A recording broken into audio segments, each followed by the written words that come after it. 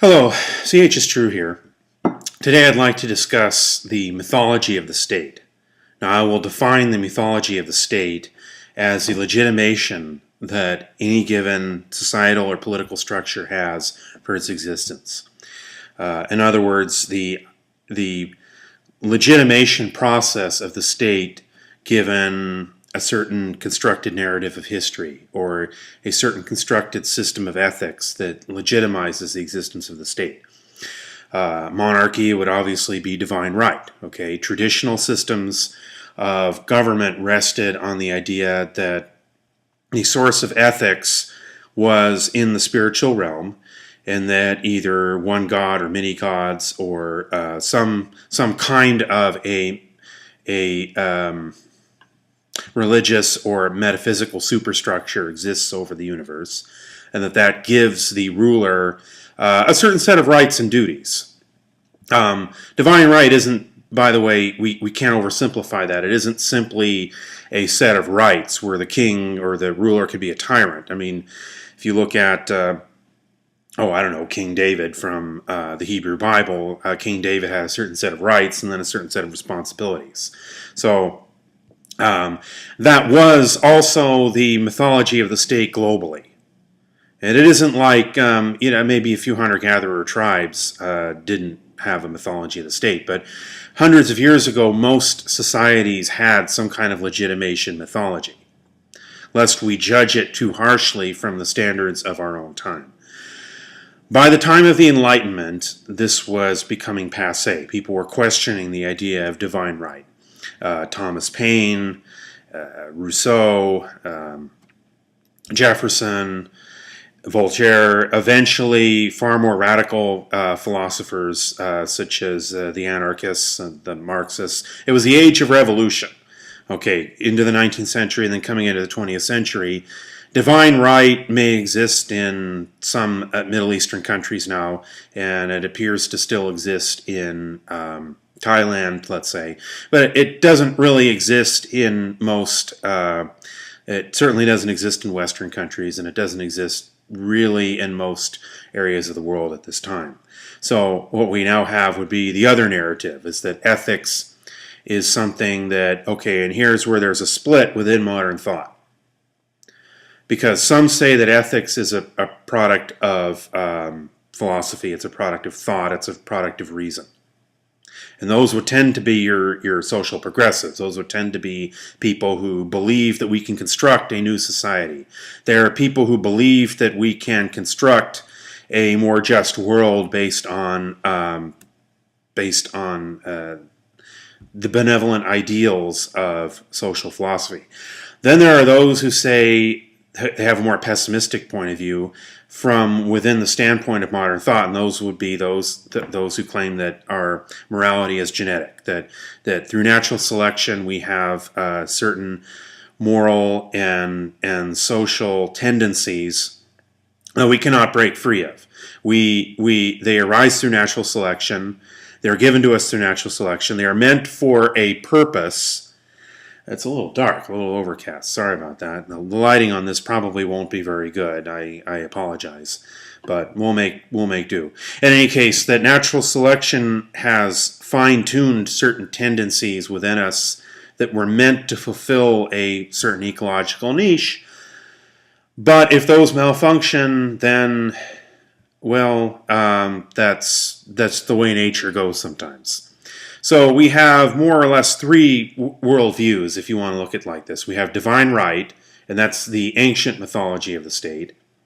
You tend to find that throughout the Bible, when King David didn't want to kill King Saul because he had the anointing. You'll find that in the Bible. You have Moses ruled by divine right. And again, divine right was not simply a carte blanche. It carried with it very strong expectations on that were held against the ruler himself. I say he because for the most part the rulers were men.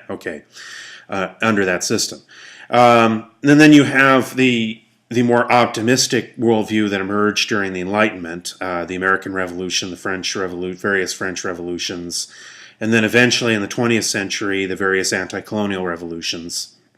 Some of those worked out, some of those didn't.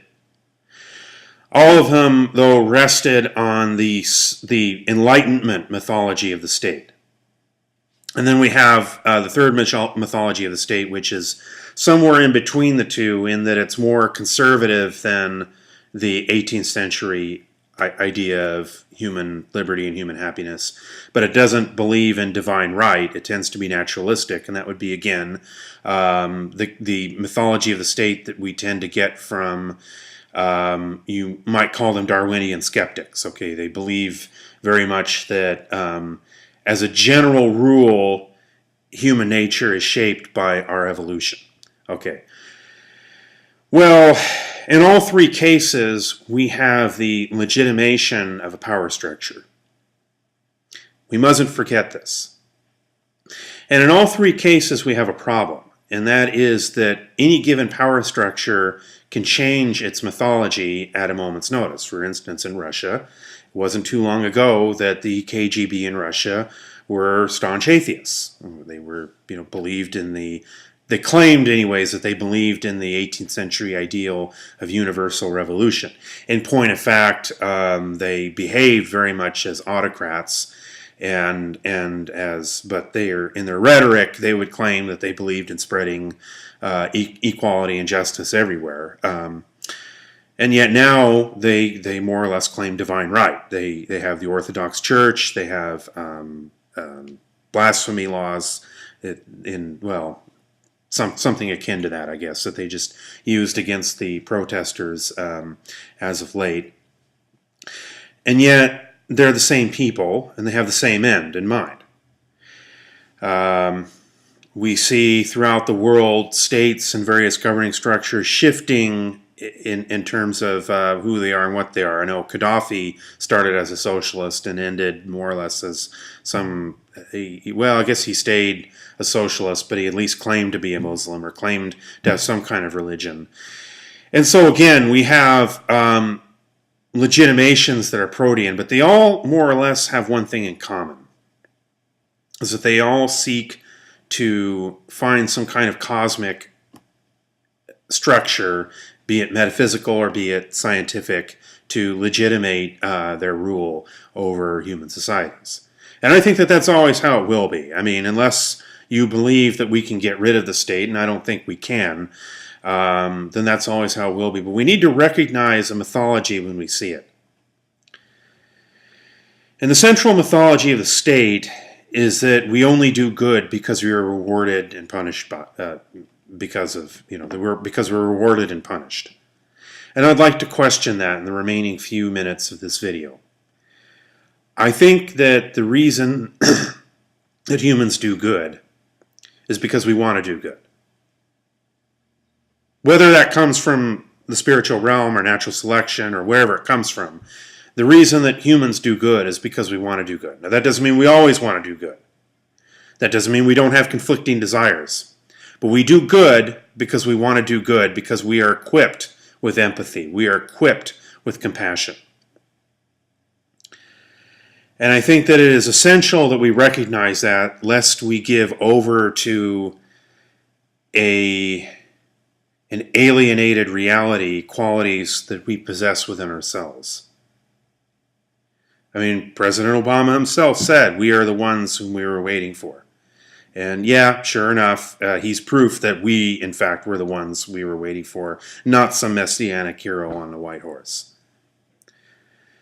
And so, although the state will always be with us, and it will always have its powerful economic interests that it rides together with, even in quote-unquote communist countries, there are still powerful economic interests. And I think that that's probably how it will be.